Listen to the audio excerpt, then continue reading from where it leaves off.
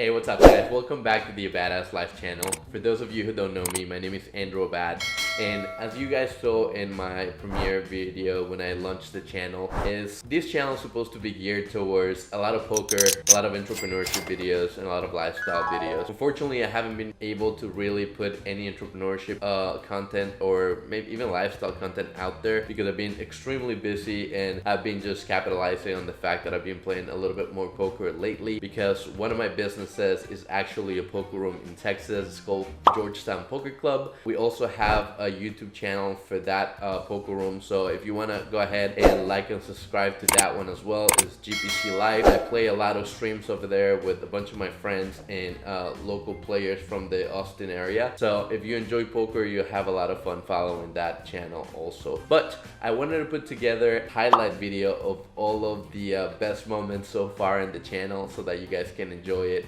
and see all of the crazy pods, all of the all of the fun that we've actually had in the past couple of months that I've had this channel. And I wanted to take this opportunity to thank you guys so much for following the journey, for watching the videos that I've been putting out, for liking and subscribing. It's been really an awesome ride so far, and we're just getting started. Also, I wanted to update you guys on my weight loss challenge bet. We have $11,000 on the line. We have about 2 months left. I've lost about 30 pounds so far, so we have 20 pounds more to go. And if we do go ahead and win this channel, half of that money is gonna go to the most loyal followers of the channel, as well as the other half is going to go towards some sort of charity. Maybe we'll do a live stream and we'll talk to a lot of people and maybe have you guys give me some ideas as to which charity I should give it away to. I have a couple of ideas in mind, but there's nothing set in stone just yet. We still have to go ahead and win it first, but I'm fairly confident that we're gonna get that done. So hopefully, you guys are following the channel so that you can get your first share of those $5,000 that is gonna be designated towards you guys. Anyway, without further ado, let's get to it.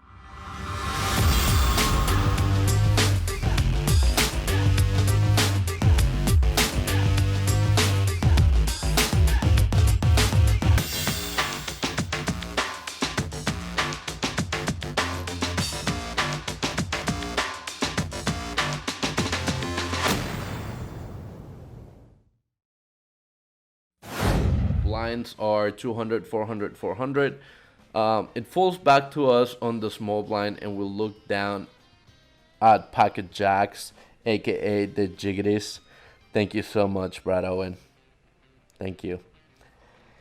We put in the 3-bet to 3,800.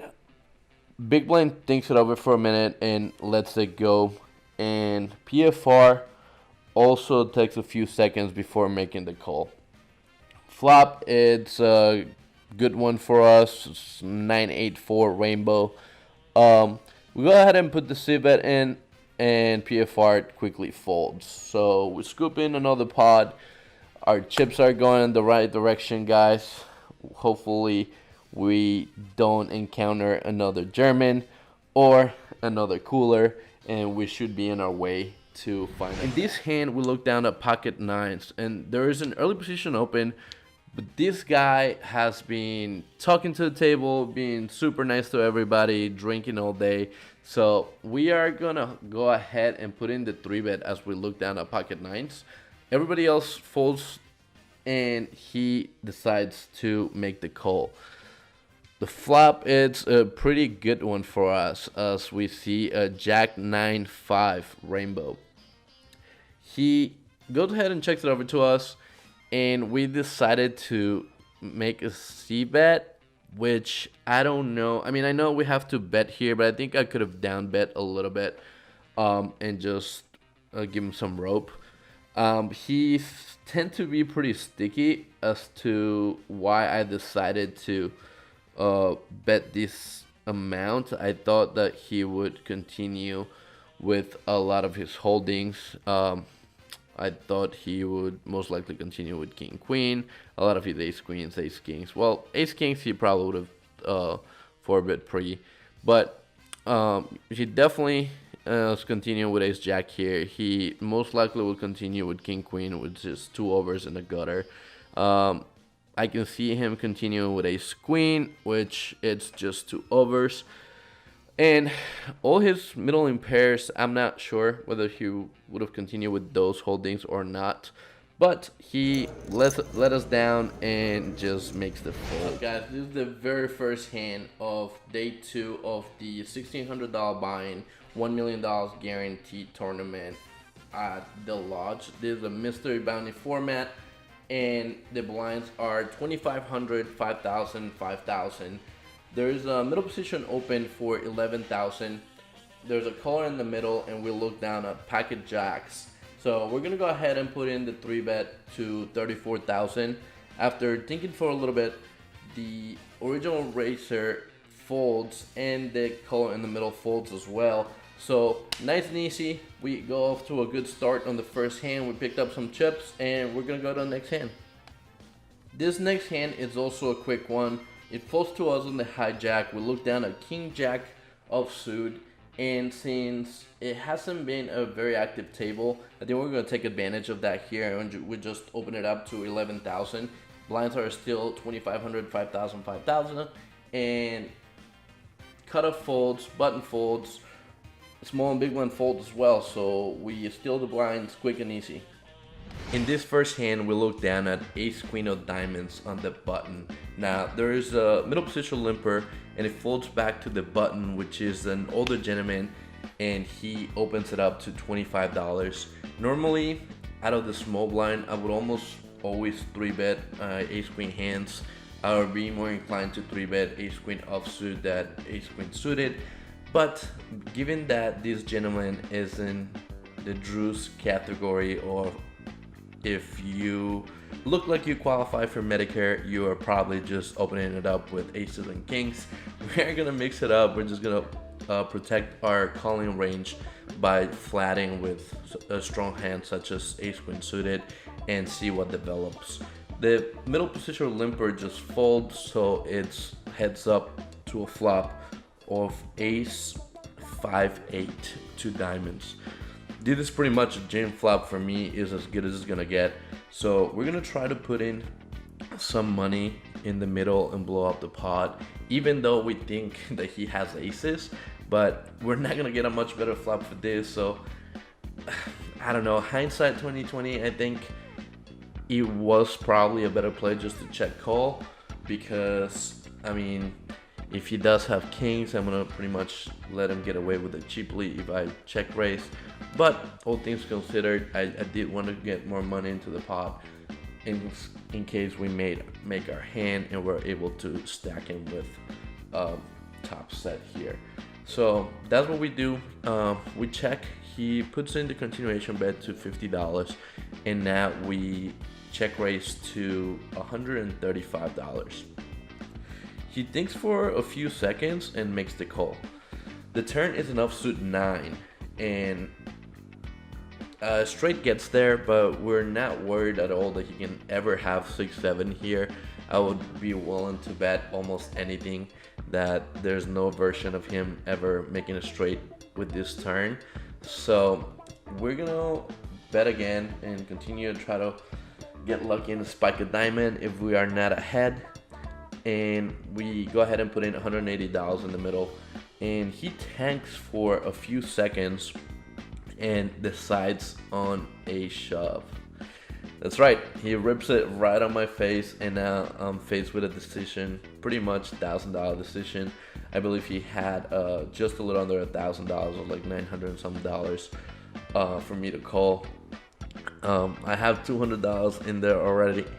Not really looking to fold, also not loving it because we are pretty darn sure that we are up against top set here, and we're gonna need a lot of help on the river. We're gonna need a diamond. We could be up against ace king, but I doubt it. If we are up against ace king, at least we have another 3 outs, and that doesn't make it a whole lot better, to be honest. But I just go ahead and put in the call, and this is where like the funny part of this hand happens. I tell the guys, I'm pretty sure you have me beat, but I cannot fold this hand. I have ace queen with diamonds. If I fold this, I'm not gonna respect myself. And he quotes rounders. And here, I'll let you guys listen to it. I mean, I can't never fold this hand. If I fold this hand, I want to respect myself. Respect is all you'll have. Or else I won't respect myself tomorrow morning. Respect is all you have left in the morning.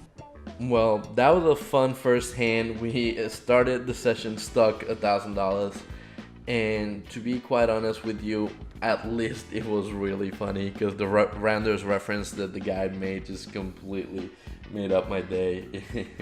it was very. In this hand, we pick up Queen 9 of Hearts on the cutoff. There's a middle position open for $30 and a caller in the middle.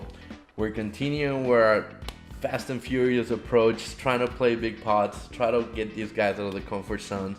Their table was a little bit passive, so it seems like they weren't very used to getting 3-bet so often, and they were folding a lot under max pressure. So that's what we're gonna continue to do. We put in the 3-bet to $125, to which they think for a second and they both call. So seems like they're getting tired of my shit and they're looking to mix it up and get in and play bigger pots with me. The flop comes Ace Jack 4 Rainbow, which as a rule of thumb, an ace high flop is always gonna favor the 3-betters range. And they both go ahead and check it over to me as they normally should. I don't have much going on here. I have queen high, but I can try to exploit my range advantage here. And I go ahead and c-bet for about half pot, a little under half pot. I make it $160 to go. I do have some backdoor straight draws, backdoor flush draws, but we don't need to count on those because they both fold and we scoop a pretty nice pot. In this next hand, we look down at the good old 9-6 offsuit in the cutoff. It folds to me and we decide to open it up for $20. I wouldn't recommend doing this at home, guys. I think it's a little bit loose, a lot loose, and overall it's probably not a winning play.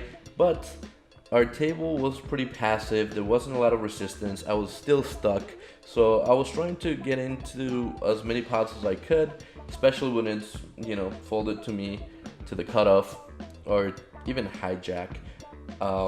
So we put in the $20 raise, folds over to the big blind and he makes the call.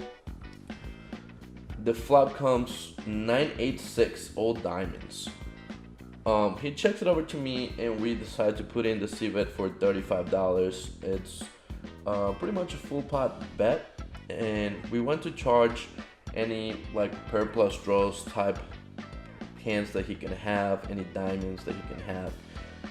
He makes the call, and the turn is a complete brick. It's a really good card for us, and we were ahead on the flop. We're still ahead on the turn, unless he somehow has deuces with deuce of diamonds. But he checked it over to us, and we go ahead and bet $110, and he makes the fold. So we're scooping a lot of these small little pots, but they add up, and at the moment, I believe we're only stuck about $400. In this very next hand, the $10 straddle is on. We look down at Queen Jack suited on the gun +1, and we decide to go ahead and bump it up to $45. The guy immediately to our left makes the call, and then it folds back to the small blind, who also makes the call. Big blind and straddle fold, and we take a flop 3 ways. The flop is King 9. And the small one checks it over to us. We are going to c-bet here because we feel like that board doesn't necessarily smashes their calling range. They don't really necessarily have to have a lot of kings, and the kings that they do have doesn't necessarily need to be a strong kings. So we're gonna c-bet about around half pot. There's no need to bet too large in here. Half pot bet's probably going to accomplish the same thing that an 80% bet would, and we could potentially even go smaller, but we decided to go with the half pot bet, and we made it $65 to go. The guy to our left makes the fold, and the small blind makes the call. We take a turn heads up, which is the ace of diamonds. Now he checks it over to us again, and at this point We want to put max pressure on any 9x type hand.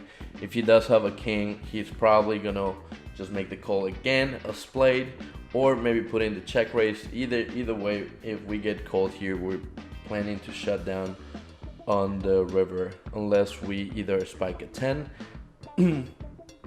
or hit any of our pairs that give us any showdown equity. But he makes the fold, and he folds jacks face up. This hand could have been done a lot faster if he just 3-bet pre. And you guys see the power of being aggressive face off most of the times. So put that in your arsenal. Just pedal to the metal. Not always. You'll also have to be able to know when to switch gears, but aggression, it's always, or most likely majority of the times, going to come out on top, because you're giving yourself another way to win the pot as opposed to just when you're making hands. In this next hand, I unfortunately wasn't able to record the whole hand, so you can only see the tail end of it here. You can only see the bluff, but I'm gonna tell you guys exactly what happened pretty quickly. I defended my big line with 10-9 offsuit versus the middle position open. The flop came Jack 8-3 with 2 diamonds. We checked it over to him. He put in the bet, and we check raised with the open ended. We have 8 outs. We can make the nuts, and we want to put in some money on this pot, as well as maybe put in the pressure and make him fold a better hand that has any type of equity, any big aces, any Broadway cards. We're happy with the fold here, but he actually did not fold. He made the call. So we got a turn, which is the 8 of clubs, and pairs with the middle pair on the board. Now we're decided to go ahead and go with a bet, but we down bet to about 40% pot, and he took a few seconds and made the call. The river brought in the front door flush as the king of diamonds folds in. And at this point, we have a feeling that he has some type of jack. We think he's stuck in the mix with a 1-pair type hand, and we don't really think that he is going to be able to make the call if we put max pressure. So we decide to go for it, and we pretty much empty the clip and make like a $600 river bet that pretty much puts him all in. Actually no, maybe not. I think he had about $1,000 in his stack. In this hand, our friend Alex had just joined the table, and he opens it up from middle position to $125. We have king, queen 10 with king high clubs. So we go ahead and make the call, and Peter makes the call. Alex and I have relatively same size stacks. We have about 4,000 each. Peter has us covered like 7 times. He has over $30,000 in front of him, and we take a flop 3 ways, which is 8 of clubs, 3 of hearts, deuce of spades. I check it over to them, and Peter checks as well, and Alex puts in the c-bet for $350. I make the call, hoping that I wasn't gonna get sandwiched and Peter was gonna check raise, which thankfully didn't happen. He just goes ahead and folds. So we take a turn heads up, me and my buddy, which we have plenty of history. We always play back at each other. We're like really good friends, but we never soft play each other. So it's always fun whenever we get involved in the hands together. The turn is a 5 of clubs, which gives me king high club, a club draw.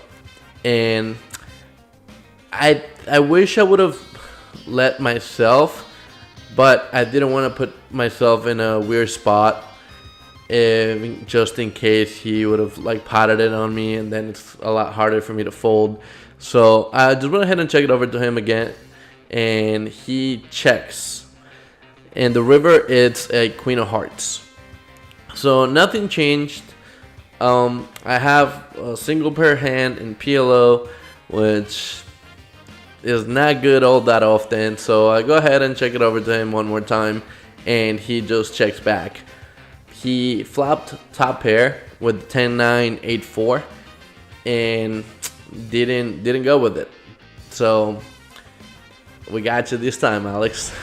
Alright guys, sorry for the spoiler alert here, but I have to tell you so that you understand what happened here. Remember earlier when I told you I had one pretty big hand and that the hands weren't in order?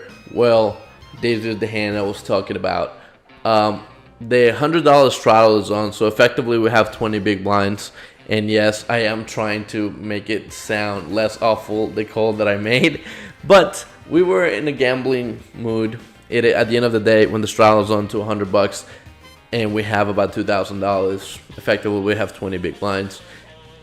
So we got in the mix. We flatted the $100 and then Peter squeezed it and made it 500, I believe. Few people called and we decided to make the call with Jack 10 3-3. Please don't do this at home. The flop comes 7-6-3, 2 clubs. Now we are in pretty bad shape because Peter actually flapped top set with king high clubs. He has king 7-7, but we don't know this at the time. Henry has ace king 7-3. Matt has 8-4-4 deuce with 8 high clubs. So everybody has a piece of it, and this is actually a crazy pot. On the flop, Matt just piles it in. I believe. Actually, no, he check calls. Action goes to Henry, and Henry leads out for... I don't remember. I don't remember. You can see it on the clip, but I decided to go ahead and pile it all in. Actually, he made it 1,500. That's what it was. My stack was super awkward. I couldn't just call the 1,500, leave myself $500 behind. I think I actually had a little under $2,000. So we go ahead and pile it all in. It gets back to Peter, and Peter has a monster here. He doesn't have the nuts, but he has top set with the second nut flush draw, which is more than enough to try to play for stacks here. So he goes ahead and puts in the 3-bet to $8,000. Matt puts in the $1,125 that he has left, and Henry tanked forever. I mean, you can't blame him. He has a very marginal hand here. The commentators were chopping him apart because apparently up to this point he had actually played pretty solid. He has built up his stack. He had quite a hefty profit that he, for whatever reason, decided to gift to Peter. But what are you gonna do? The side pot actually became massive, and he decides to make the call for $8,000. We're all in. Matt's all in.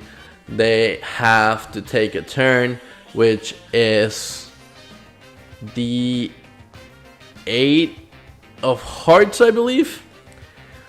The turn is the 8 of hearts, and they pretty much get it all in. Henry checks. Peter goes ahead and puts them all in. He tanks and ends up deciding on a call.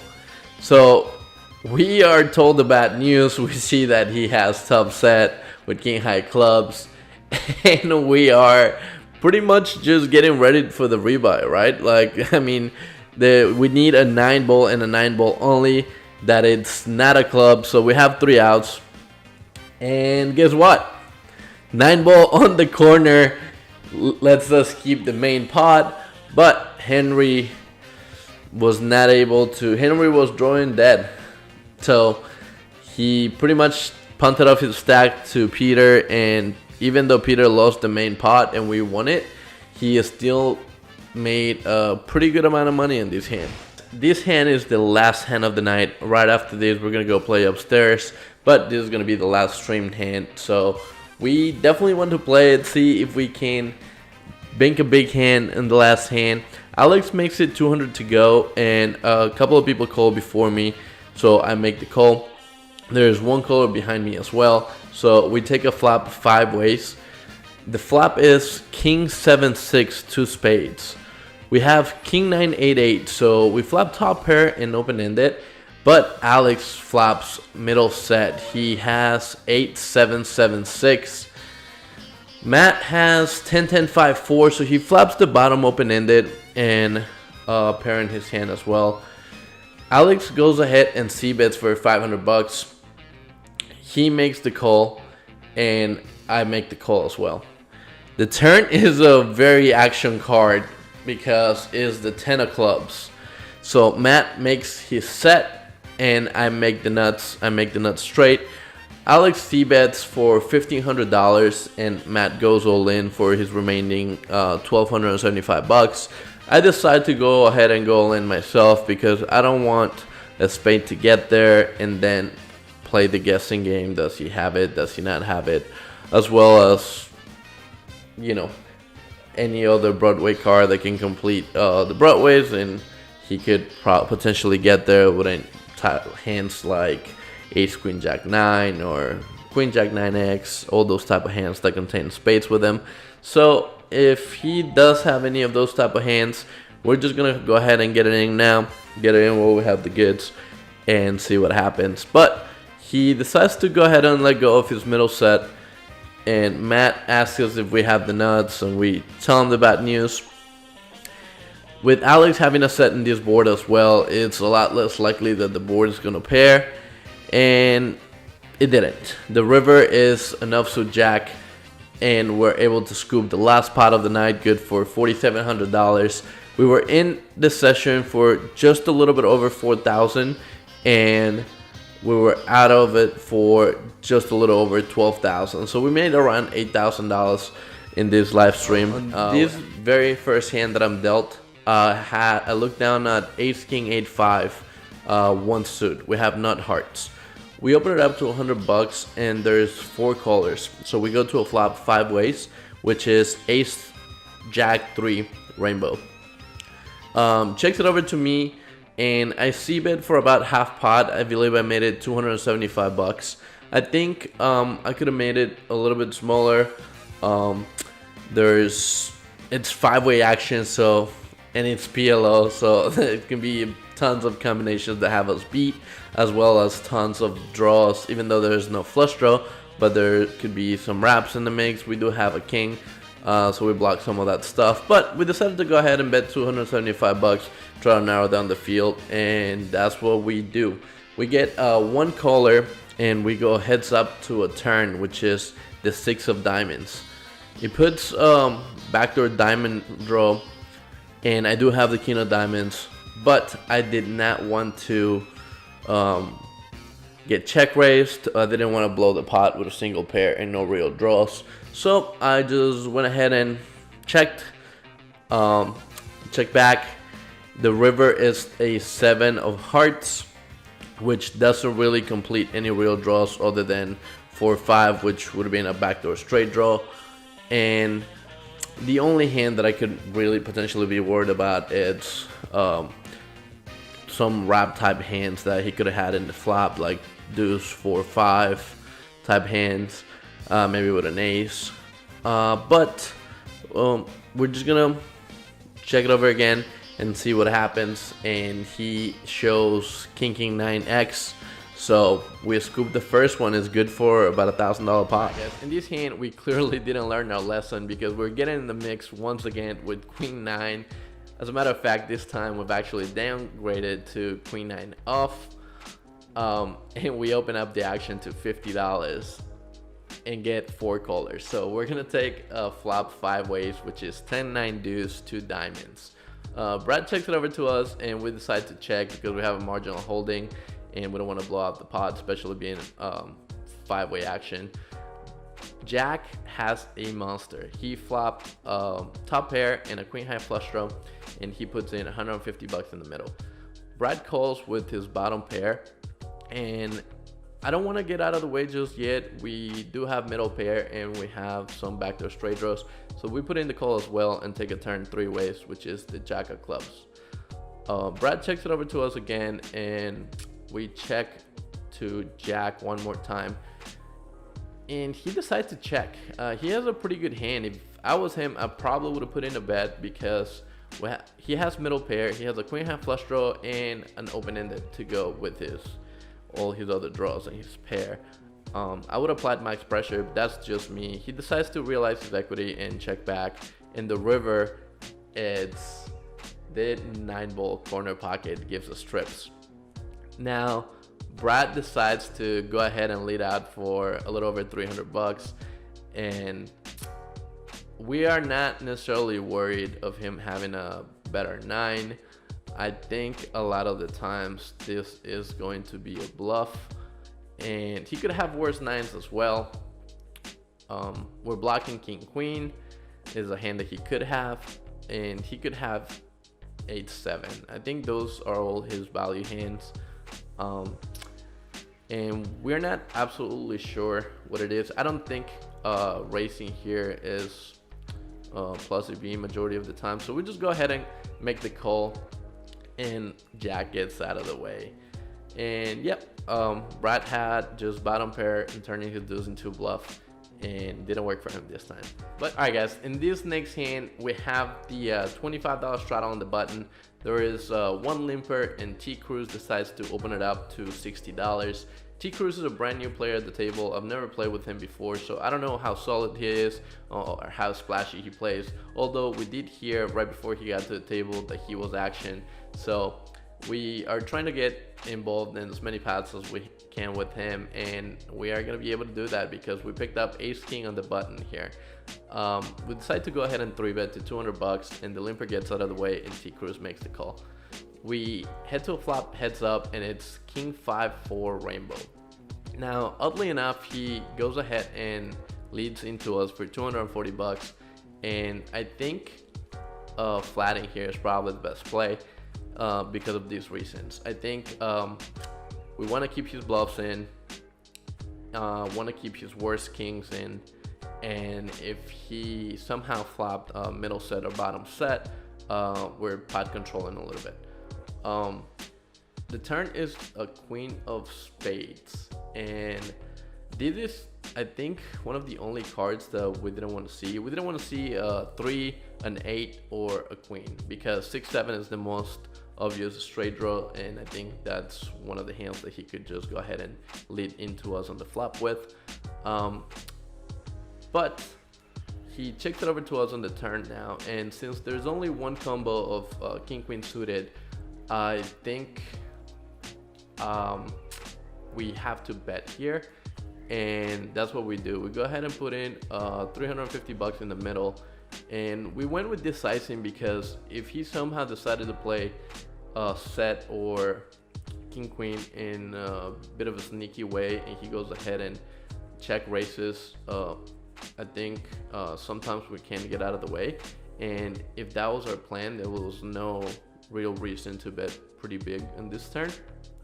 So he doesn't do that. He just goes ahead and puts in the call, and we see a river, which is the 9 of spades. Now he decides to go ahead and lead into us for $825, and okay, we have some sort of suspicion that he could have maybe played some sets or king queen this way, but eventually I just don't think we can fold this hand. If he backdoor into the nut somehow, then more power to him. So we think for a little bit, but eventually decide to go ahead and flick in the call, and we were good. He had ace 10 off, so we picked up a good size pot here for a little over $3,200, and we're gonna get to the next hand. Alright guys, in this next hand we have the mystery hand, which we didn't know at the time. We forgot to scan our cards, so nobody knows what we have, and now I wish I would have shown it after I made the hero call, because the only reason why I didn't is because I thought you guys would be able to see it on the stream. So if you want to participate in the vlog a little bit and maybe guess what I had or what I made the call with, just go ahead and put your guess in the comment section below, and let's see if you can get it right. Anyway, let's get back to the hand. The hand starts with me in the button, put in the $25 straddle. Troy makes the call, and then it folds to T Cruz, who opens it up for $80 with the good old 7 deuce offsuit. I go ahead and put in the call on the button, and so does Troy. So we take a flop 3 ways, and it's queen 9-6 2 diamonds. Troy checks it over to T Cruz, and he puts it the c-bet for $110. I make the call, and Troy gets out of the way. So we're taking a turn heads up, which is the 4 of hearts. He doesn't slow down, and now puts in 320 bucks in the middle, and I decide to make the call. The river is a king of clubs. So now Jack 10 gets there, all the flush draws brick, and he starts putting chips together and bets 560 bucks. I don't believe him. We've played a few pots with him and cut him in a couple of bluffs. We actually paid him off a couple times too, for the same reason, but we don't believe him this time, and we go ahead and decide to make the call with, we had 9-7 off. So we called him off with third pair. I think the flatbed standard here to continue with middle pair. The turn is also pretty standard if I don't think he has a queen or an overpair, and he could have you know, a flush draw or a Jack 10 or King Jack or any sort of flush draw combination, or any combo draw. But I think the river completes a lot of those combinations that he could have had. If he had any sort of flush draw that contains a king, he's not ahead. If he had Jack 10, now he's ahead. If he had King Queen, he's probably playing it the same way. So I think calling off here with 9-7, which is third paired basically, it's a pretty big hero call. Yeah, but it gets the job done. He had the good old 7 deuce, and we scoop a pretty decent sized pot. I think it's a little bit over a 2K pot.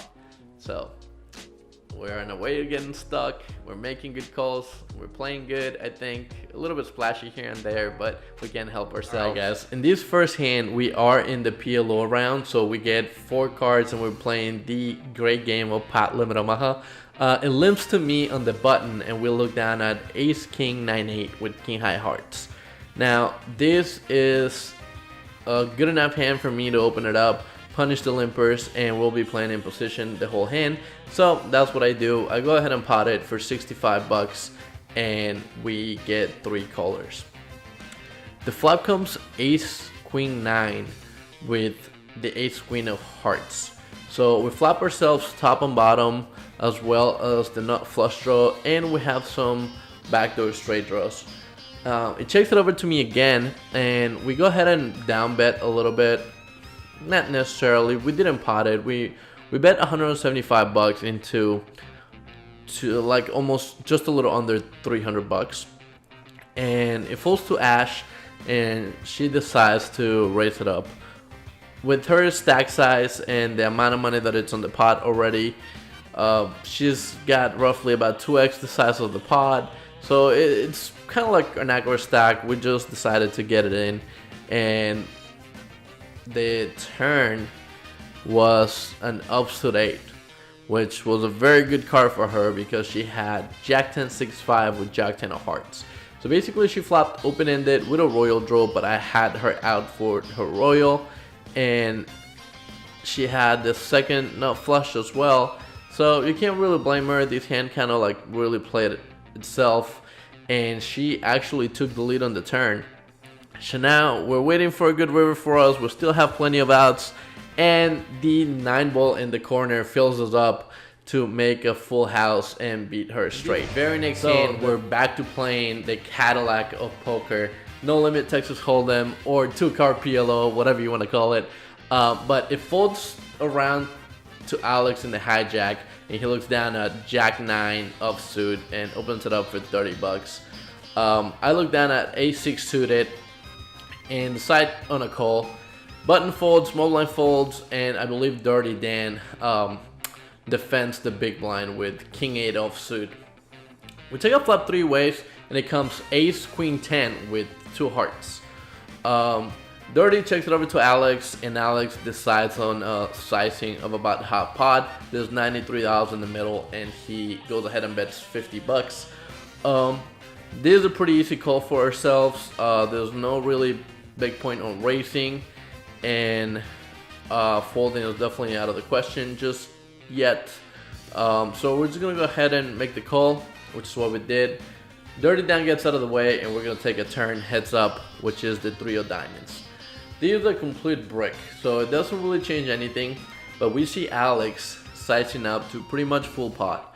He makes it $175 to go, and our alarms are going off now. It's either one or the other. He's flapped the monster and he's trying to blow the pot and potentially get paid because he knows that I'm gonna call him light in a lot of spots, or he has some sort of draw and he's trying to do the same, potentially make me fold a better hand. So we are not convinced just yet. Alex and I have tons of history. He was my roommate at some point back in the day, and we played a lot of poker together.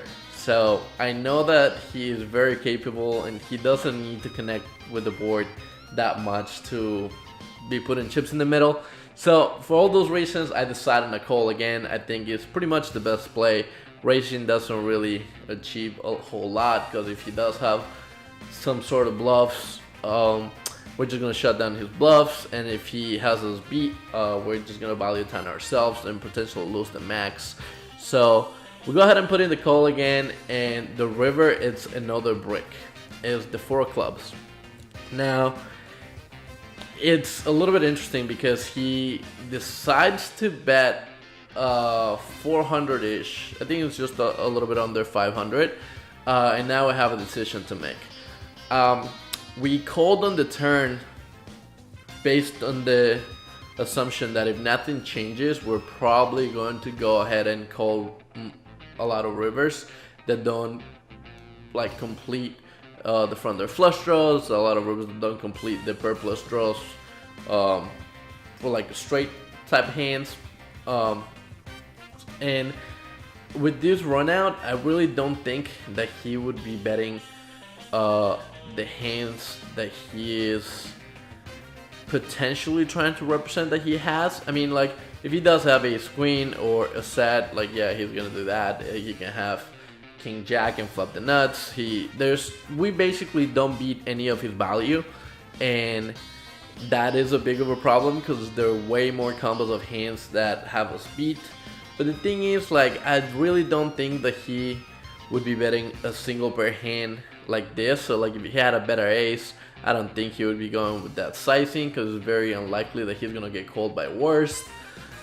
But I don't know. I honestly thought he had a similar hand that he actually showed he had, which was minstrel, and I decided to go ahead and make the call. And basically it's a hero call. Even though we have top pair here, it's still pretty much a bluff catching hand. We have no kicker, and there's so many hands that have us beat. But we found a call, and he just giggles and tells me that I couldn't help myself, which is very true. A lot of times I can't help myself. A little part of me dies inside every time I fold. But he should know that by now. He's known me for years. Alright guys, this hand starts with me in the small blind, Jen in the big blind, and Corey opening it up to $30. It folds around to Alex on the button, and he decides to 3-bet when he looks down at ace, king, king, 5. I decide to get in the mix with ace, 10, 9, 5, even though it's not a great candidate to play with out of position. There was not that much time left on the stream. I wanted to get involved in as many hands as I could, and it's also a lot harder for me to fold hands with Alex in the mix. So even though it's not a good call, and it's probably going to be really tough playing out of position against Jen, Corey, and Alex, Mama don't raise no quitters, so we got in the mix. Jen decides to call cold as well, and Corey calls also. So we're taking a flop 4 ways, which is 8-4-4 with 2 spades. We flop ourselves a nut flush draw, but it is a pair board and it's a multi-way pot in PLO, so we're not necessarily going to play it that aggressively. We check it over to them, and it checks around to Alex, who puts the C bet of $225. Like I said before, it's really hard for me to get away, especially if Alex is in the mix and he's the one betting and I have a nut draw. I put the money in there, and Jen and Corey decide to get out of the way. The turn, it's an 8 of diamonds, so puts the second pair on the board, this 8-4-4-8, and now it's less likely that he actually has a boat. So I think there is merit for betting here, but Alex, it's very tricky, and if I let out in here and he sniffed out my bullshit, there was a good chance that he could put me in a very bad spot by racing, and then I would be either forced to give up on whatever equity I have or make a mistake and make a bad call. So I decided to check it over to him, and he thinks for a few seconds and checks back. Now the river is the jack of spades, which gives us the nut flush, and we are pondering for a few seconds and trying to think how much we can get out of him, what kind of hands we can target. We decided to bet 500 bucks into $860. I think I was completely confused on this hand. I may be confusing it with a different hand. I thought the graphics were wrong, and he had ace king king 5 with king high spades. And I thought that he called and showed me the king high spades, but I could be wrong. We might never know, because in the video it kind of shows that he folds. So I don't know where I got that from, but either way, if he calls, we ended up scooping a nice pot. If he folded or not, same thing happened. Anyway, this hand starts in level 2, is 100, 200, 200. Sharky looks down at pocket sixes and decides to open it up fairly large. He makes it 6.5x. King Kai decides to make the call with the suited ace. It folds back to me on the small blind, and I decide to go for the 3-bet to 3,500. Dirty wakes up with pocket jacks on the big blind and makes the call, as well as Sharky and King Kai also decide to make the call, and we take a flop 4 ways. The flop comes queen 7-3 2 clubs. So against 3 opponents being out of position, I decide to check it over to them, and Dirty decides to go ahead and put in a bet of 3,500, which is relatively a small bet. It's about 25% size of the pot, since there's 14,000 in the middle, and Sharky and King Kai decide to get out of the way. Now, with this particular hand, and for this particular sizing, I decide to peel and go ahead and take a turn heads up, so I put in the call. The turn is an offsuit 8, and I check it over to him again, and he decides to check back. Now, I'm fairly confident that I might have the best hand here, and we see the river, it's a offsuit 10. So I go ahead and put in a bet of 12,000, and he thinks for a little while. He doesn't love it. As you can see here, he has pocket jacks, so he's beat by any queen. He's also beat by all the other pairs. Once in a while, I guess I could have some sets, but I'm not sure if I would play sets this way. Eventually, he decides to make the call, and we show him that we have. Let us know if you guess what kind of hand we had, or if you actually even bother stopping the video and tossing down a comment below. Yes, this next hand starts in the very next level. The blinds are 300, 500, 500, and the hand starts by Jared opening it up to 1,300 with ace jack off. We are directly to his left, and we look down at 10-7 of clubs, so we go ahead and put in the call. It folds around to King Kai on the small blind, and he also makes the call with queen jack off. We take a flop 3 ways, and it comes 10-7-4 with 2 hearts. They both check it over to me, and I flop the monster. I have top 2, so I'm gonna go ahead and put in a bet, and I decide on a sizing of about half pot, which is $2,500. King Kai decides to float me with 2 overs and some backdoor straight draws, backdoor flush draws, and Jared gets out of the way. The turn is the 5 of hearts, so he completes the front door flush draw and also completes a couple of straights, but King Kai quickly checks it over to me, and I decide to check back for pot control and to see what develops on the river. The river is a 6 of clubs. It's even a worse card, because now it puts a 4-liner in there. I'm beat by any 8. If he had 7-8, if he had 10-8, any of the flushes beat me as well. So now my very good hand turns nothing more than a bluff catcher, basically. and he goes ahead and puts in the bet to 2,500, which is about 25% pot. For this sizing, I don't think we're gonna be able to get away.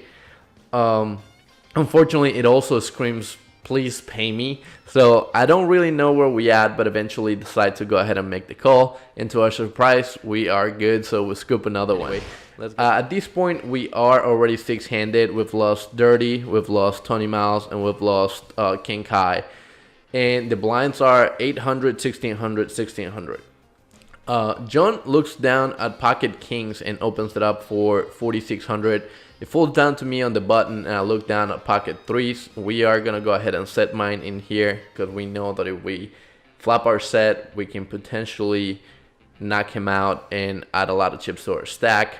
So we put in the call, and everybody else folds. We take a flop heads up, and it is 10-4 deuce all hearts. Now, he quickly checks it over to me, and I don't bite. I know that John is a little bit on the tighter side, and I know that he could very well have an overpair, even an overpair with a heart in this spot. So I go ahead and check back, trying to see if we can spike the good old 2-outer on the turn. But it's something even better. The turn, it's a 5 of spades, and now we are open-ended, which gives us a few more outs. And John decides to go ahead and put in a bet of 7,000. Now, I don't think we can fold just yet. If you flap the flush, you flap the flush. I know that we are not ahead, but we can potentially spike a good card for us to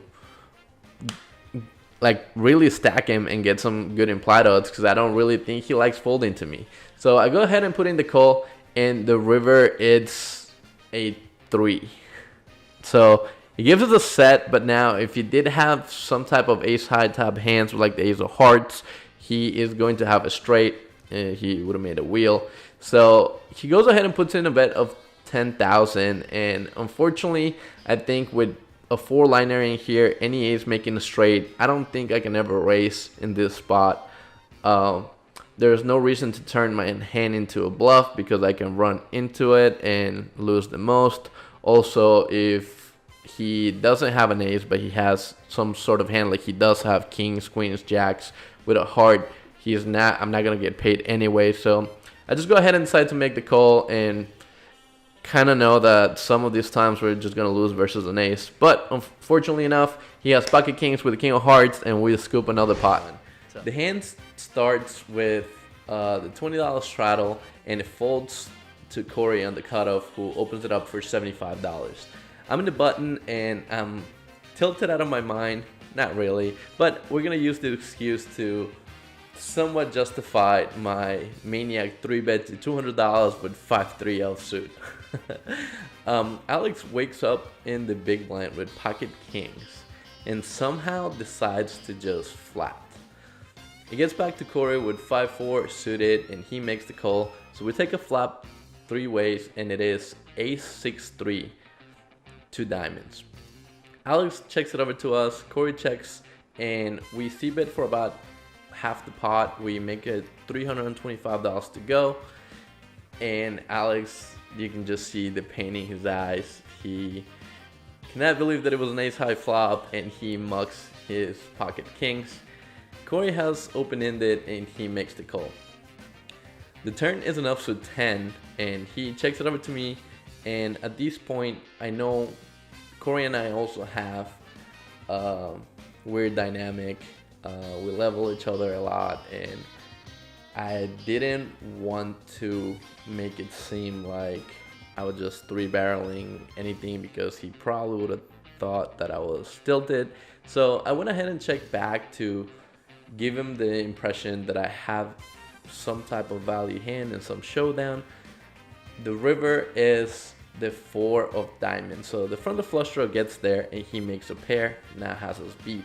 Obviously at this point I don't know that. He checks it over to us pretty quick, and I decide to go on a snap shove. I probably would have played flush draw the same way.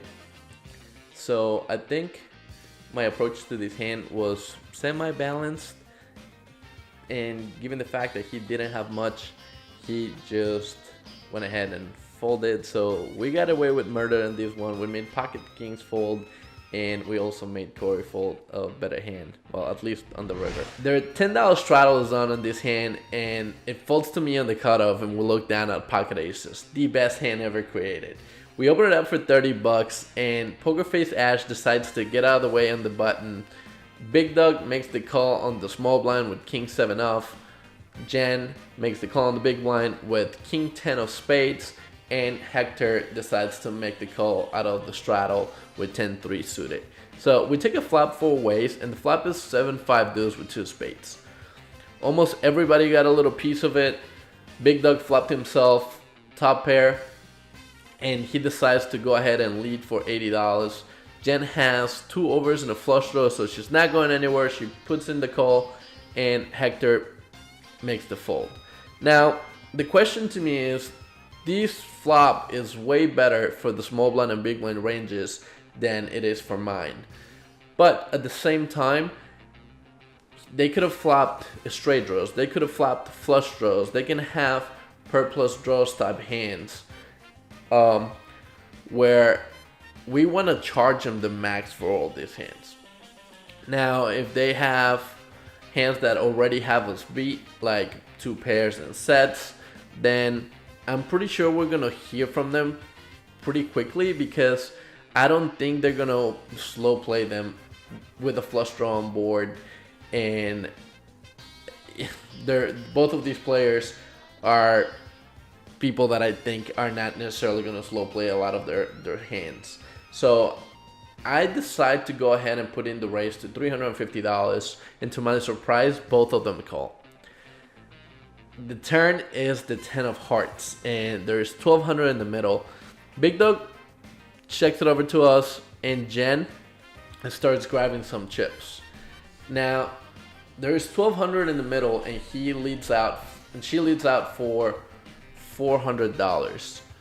To me, this bet feels like she has some sort of a flush draw, and she wants to set her own price. It kind of feels like a blocker bet. So I didn't want that to happen. I didn't want to just flat and let Big Dog in the pot for cheap, because this bet is a third of the size of the pot. So all things considered, if I just flat it here, Big Dog would be getting like 5-1. And I didn't want to do that. At the end of the day, we have aces. It's a single pair hand. It's very vulnerable to a lot of the hands that they can potentially have.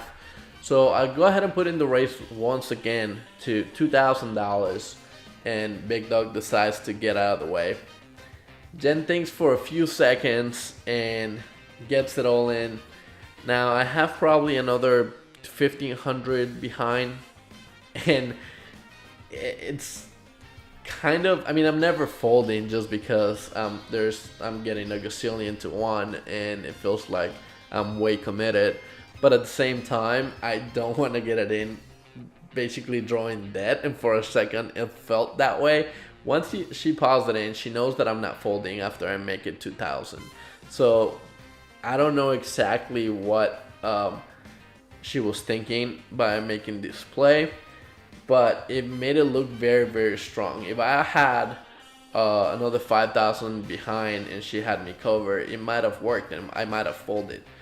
But however, with these stack sizes, I just cannot fold. I toss in the call, and she tells me that she has 1 pair.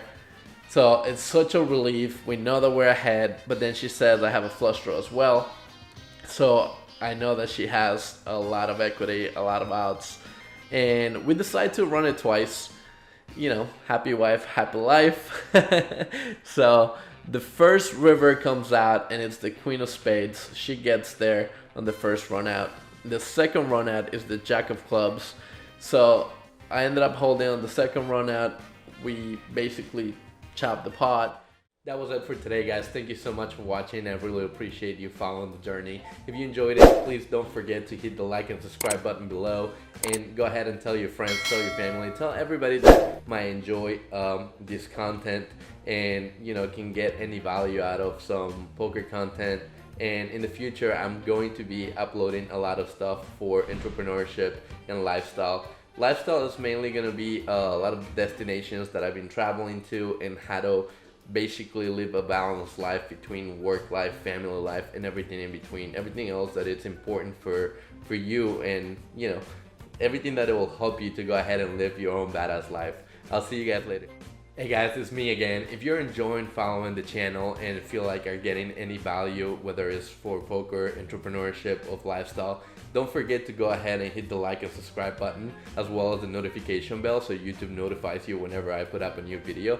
Also, go ahead and hit the link below. It's for a suggested video. It's a video that YouTube thinks that is the best fit for you and that you'll enjoy the most or get the most value out of. So thank you so much for watching. I really appreciate it, and I'll see you guys next time.